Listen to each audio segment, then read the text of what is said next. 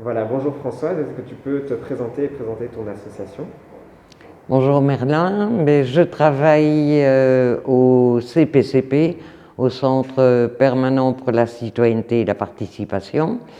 Nous sommes une association d'éducation permanente qui développons 4 pôles.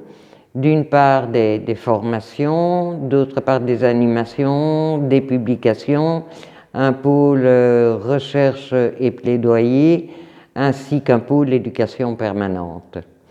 Alors, nous travaillons essentiellement sur 5 thématiques, la consommation, les médias, la parentalité, le logement et la citoyenneté de façon transversale.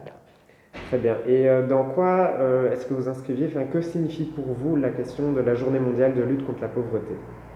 Mais ça rejoint vraiment un de nos objectifs qui est, à travers nos activités diverses, de réduire les inégalités sociales, de les mettre en évidence, de pouvoir permettre à nos publics d'oser prendre la parole, de les détecter et de faire des propositions.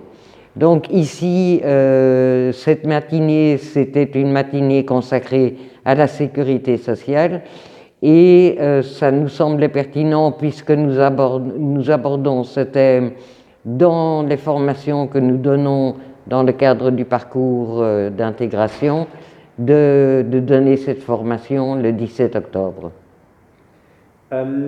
Très bien. Et alors, si aujourd'hui on sait qu'on est dans une situation difficile, c'est-à-dire que ça fait des années et des années que les indicateurs de la pauvreté le montrent, la pauvreté est en train de monter de plus en plus en Belgique, pas que les indicateurs, mais les populations qu'on côtoie, qu'on rencontre sont de plus en plus dans des difficultés multiples et variables. Et évidemment, la crise Covid arrive au milieu de tout ça et renforce, cristallise des inégalités qui étaient déjà extrêmement importantes avant.